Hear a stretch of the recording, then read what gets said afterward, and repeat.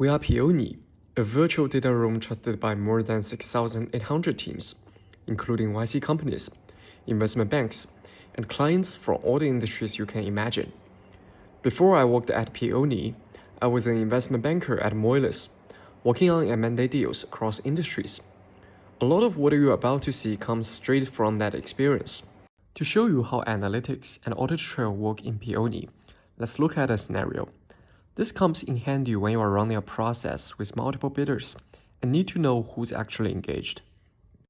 So imagine we are running an M&A deal as the financial advisor for Project Opus, a project I made up for illustration purposes.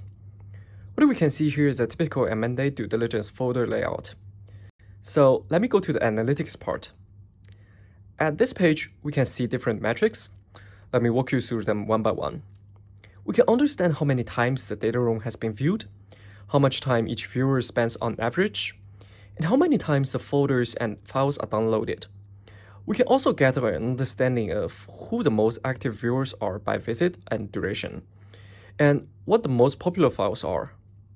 If we click here, we can also have a detailed understanding of each visitor's activity. So let's go to a specific file here. Let's say the VDD report. So we can see this has been viewed 5 times, with an average session of 38 seconds. And it hasn't been downloaded yet. We can also get a picture of how many times each page has been viewed.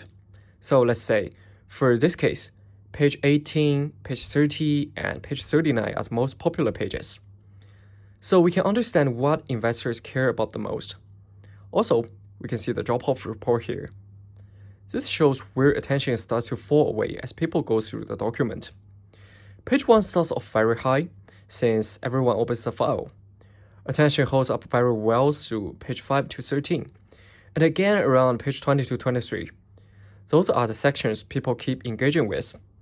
But from around page 24 onward, we can see attention is gradually falling off all the way through to the end of the report. And let me go to the audit trail part. If we go to the first one, so we can see its specific details, where it's based, the device, operating system, and the corresponding groups. We can also see how many times it has visited the data room, what the average session is, and the total time. We can also see its detailed activities. Okay, so that's the analytics part. So with these 2 parts, we can understand which parties we should put more effort into, and which parties have less interest in us.